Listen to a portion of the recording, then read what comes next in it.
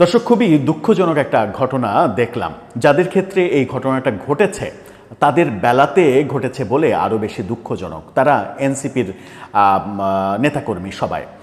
এনসিপির নেতাকর্মীরা এনসিপি আমাদের নতুন রাজনৈতিক বন্দোবস্তের অঙ্গীকার করেছে যে বাংলাদেশে তারা নতুন রাজনৈতিক বন্দোবস্ত দেখাবে, এবং বাংলাদেশের মানুষ একটা সময় তাদের শুরুর দিকে গত বছর 5 আগস্ট সরকার পতনের পরে শুরুর দিকে এটা বিশ্বাসও করেছিলেন যে তারা নতুন কিছু করে দেখাবে। কিন্তু এনসিপি গঠিত হওয়ার পরে নানা ধরনের কর্মকাণ্ড সেই স্বপ্নভঙ্গের কারণ হয়েছে, যেটা বাংলাদেশের জন্য বেশ অস্বস্তিকর খবর, তাদের জন্য অস্বস্তিকর খবর, এবং এক ধরনের বলা যায় যে গড্ডালিকা প্রবাহে গা ভাসিয়েছেন তারা, সেরকম দৃষ্টান্ত আমরা বহুবার দেখেছি। এবার আবারও ঘটল আজকে শাহবাগে একটি কনভেনশন হলে। তারা একটা প্রোগ্রাম তাদের ছিল, সেখানে তাদের দুই পক্ষের সংঘর্ষ হলো এবং সেই সংঘর্ষে অনেকে রক্তাক্ত হলেন।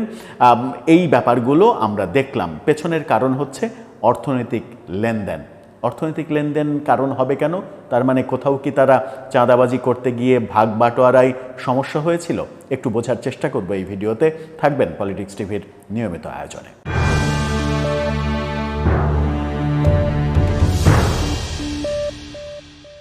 দর্শক, রাতে গণমাধ্যমে যে খবরটা রীতিমতো চাঞ্চল্যের সৃষ্টি করেছে সেটা হচ্ছে যে এনসিপির দুই গ্রুপে সংঘর্ষ। বাংলাভিশনের খবরটা, ফটোকার্ডটা আপনারা দেখে নিলেই বুঝতে পারবেন যে এখানে দুইজন রক্তাক্তের ছবিও দেওয়া হয়েছে, যেগুলো ব্লার করে দিয়েছে। সেখানে বাংলাভিশন বলছে আর্থিক লেনদেন নিয়ে বিরোধ, এনসিপির দুই গ্রুপের সংঘর্ষ। অন্যান্য গণমাধ্যম বলছে, যেমন বিজনেস স্ট্যান্ডার্ড বলছে যে সেখানে দুইজন আহত হওয়ার ঘটনাও ঘটেছে। অন্যান্য গণমাধ্যম এবং বিভিন্ন সূত্র বলছে আরও বেশি আহত হওয়ার ঘটনা ঘটেছে। একটি ছড়িয়ে পড়া ভিডিওর একটা অংশবিশেষ দেখে আসবেন নাকি?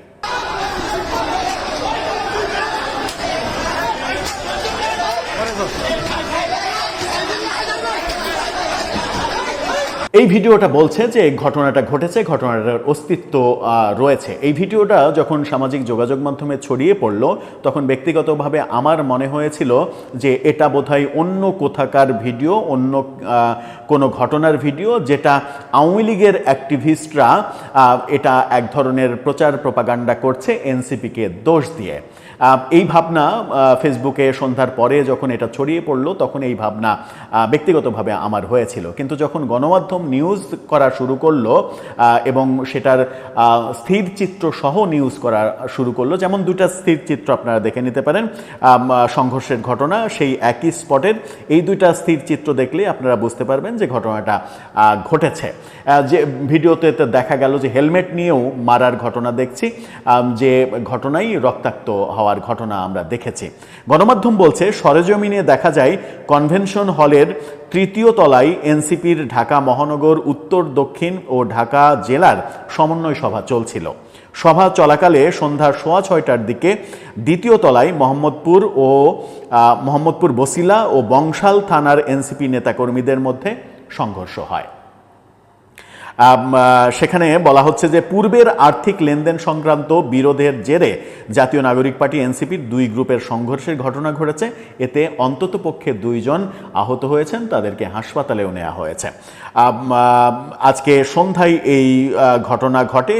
সাংবাদিকদের ছবি ও ভিডিও করতে বাধা দেওয়ার ঘটনাও ঘটিয়েছেন তারা, অর্থাৎ সাংবাদিকরা এটার ভিডিও করতে গেলে তাদেরকেও বাধা দেওয়া হয়েছে। সরেজমিনে দেখা গেছে কনভেনশন হলের 3য় তলায় এনসিপির ঢাকা মহানগর, যেটা বললাম যে সেই ঘটনা ঘটেছে, সেখানে উপস্থিত নেতাকর্মীরা জানান প্রায় 3 মাস আগে যে ঘটনাটা, মজার ঘটনা এবং এই ঘটনাটা চাঁদাবাজির ঘটনাটা জানুন প্রায় 3 মাস আগে বংশাল থানার, এটা নিশ্চিত করছে বিজনেস স্ট্যান্ডার্ড, বাংলাদেশের প্রথম সারির বিজনেস পত্রিকা। তারা বলছে যে প্রায় 3 মাস আগে বংশাল থানার কয়েকজন নেতা মোহাম্মদপুরে একটি কোম্পানির সঙ্গে আর্থিক বিষয়ে আলোচনা করতে যান। একটা কোম্পানির সঙ্গে এনসিপি নেতাদের কি আর্থিক আলোচনা থাকতে পারে সেটা খুব সহজেই বোঝা যায়। তারা বিষয়টি ঢাকা মহানগর উত্তর নেতা শোয়েবকে অবহিত করেন। শোয়েব মোহাম্মদপুর থানার নেতা রিয়ানকে তাদের সহযোগিতা করতে বলেন। অর্থাৎ মোহাম্মদপুরের আরেকজনকে দায়িত্ব দেওয়া হয় যে ওরা দূর থেকে গেছে, তোমরা কাছে আছো, তোমরা প্রভাবশালী ওখানে, তোমরা ওদেরকে সহযোগিতা করো। অভিযোগ করা হয় রিয়ান ওই সময় বংশাল থানার নেতাদের কাছ থেকে 2 লাখ টাকা নেন এবং তাদের আটকে রাখারও চেষ্টা করেন, তবে তারা কৌশলে পালিয়ে আসে। পরে বিভিন্ন সময়ে রিয়ানের সঙ্গে যোগাযোগ করে টাকা ফেরত চাইলে তিনি তা ফেরত দেননি। এই টাকা কি সে মানে ওই কোম্পানি থেকে নেওয়া টাকার ভাগ নিয়েছেন নাকি কি নিয়েছেন এটা কিন্তু খুব একটা পরিষ্কার নয় গণমাধ্যমে, নাকি রিয়ান ঘুষ নিয়েছেন না কি হয়েছে সেটা পরিষ্কার করেনি তারা, পরিষ্কার এনসিপি নেতারা এখন পর্যন্ত পরিষ্কার করেনি। সর্বশেষ আজকে শুক্রবার সন্ধ্যায় কনভেনশন হলে রিয়ানকে দেখতে পেলে বংশালের নেতাকর্মীরা তাকে ঘিরে ধরেন। টাকার বিষয়ে জিজ্ঞাসাবাদের এক পর্যায়ে লিফটের সামনে কথা কাটাকাটি থেকে সংঘর্ষ শুরু হয় এবং সেই সংঘর্ষের ভিডিওটা আপনারা দেখলেন। অথচ যে ঘটনাটা আমরা যে ঘটনাটা আমরা প্রতিনিয়ত তাদেরকে বলতে দেখছি, যে ব্যাপারে বলতে দেখছি সেটা হচ্ছে যে এনসিপি নাকি বিভিন্ন টকশো এনসিপি নেতারা এরকম যুক্তি খণ্ডনের চেষ্টা করেন যে একটা উদাহরণ দেখান এনসিপির কোনো নেতা কর্মী কোনো ধরনের চাঁদাবাজি, দুর্নীতি, বাণিজ্য এরকম কোনো কিছুর সঙ্গে জড়িত আছে। তারা বলার চেষ্টা করেন। তারা কখনোই এই মানে বারবার বিভিন্ন জনকে শোকজ করা, নোটিশ দেওয়া, বহিষ্কার করা এরকম ঘটনা, যেমন তাদের নেতা দরবেশ, নয়া দরবেশ তানভীর, সালাউদ্দিন তানভীর, তাকে এনসিপি থেকে বহিষ্কার করার পরেও এনসিপি স্বীকার করে না যে এনসিপির কেউ এই দুর্নীতির সঙ্গে কিংবা ঘুষ, বদলি বাণিজ্য, সরকারি টাকা লুটপাট এইগুলোর সঙ্গে জড়িত আছে। বরং তাদের উচিত ছিল ব্যাপারগুলো স্বীকার করে যারা দোষী তাদেরকে শাস্তি দেয়া, যথাযথ শাস্তি দেয়া।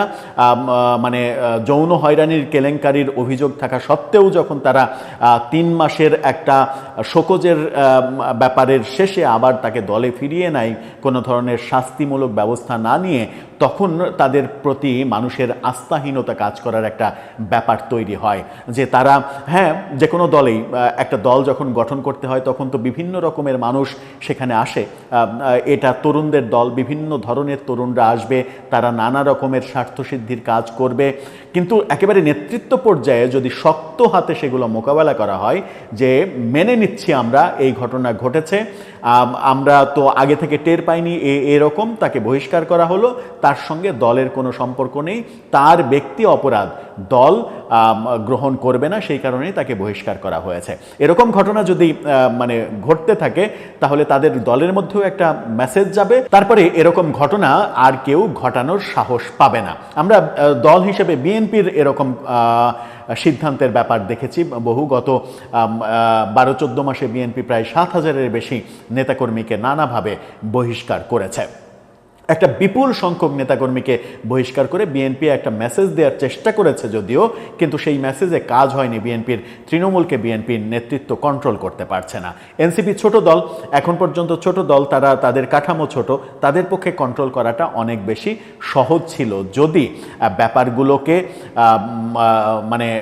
মানে অস্বীকার না করে ব্যাপারগুলোকে অন করে তাদেরকে সরিয়ে দেওয়ার ব্যাপার হতো। মোহাম্মদপুর অঞ্চল নিয়ে বহু মানে অভিযোগ রয়েছে। মোহাম্মদপুর অঞ্চলের এক মানে নেতা, এনসিপি নেতা মব তৈরি করতে যেয়ে ধানমন্ডিতে একটা বাড়িতে, সেখানে পুলিশের সঙ্গে যা করেছিলেন, তারপর হান্নান মাসুদ তাকে ছাড়িয়ে নেওয়া, তারপরে আবার আরেক চাঁদাবাজিতে মিরপুর না উত্তরা এলাকায় যে সেখানে সেনাবাহিনীর হাতে গ্রেপ্তার হওয়া, তারপরে জেলে যাওয়া, এই ঘটনাগুলো এনসিপি কিংবা বৈষম্যবিরোধী আন্দোলনের স্টেক হোল্ডারদের খুব একটা সম্মান বাড়াচ্ছে না। আমার মনে হয় যে এই ব্যাপারে খুবই সচেতন তাদের হতে হবে, নতুবা তাদের যে নতুন রাজনৈতিক বন্দোবস্ত দেওয়ার অঙ্গীকার এবং প্রতি মুহূর্তে তারা এই কথা বলে মুখে ফেনা তোলার চেষ্টা করে, সেগুলো মানুষের কাছে একেবারে অগ্রহণযোগ্য হয়ে পড়বে। দর্শক, আপনার ভাবনা কি হচ্ছে এগুলো, কোন পথে এগোচ্ছে এনসিপি? আপনার মতামত জানিয়ে লিখতে পারেন আমাদের কমেন্ট বক্সে।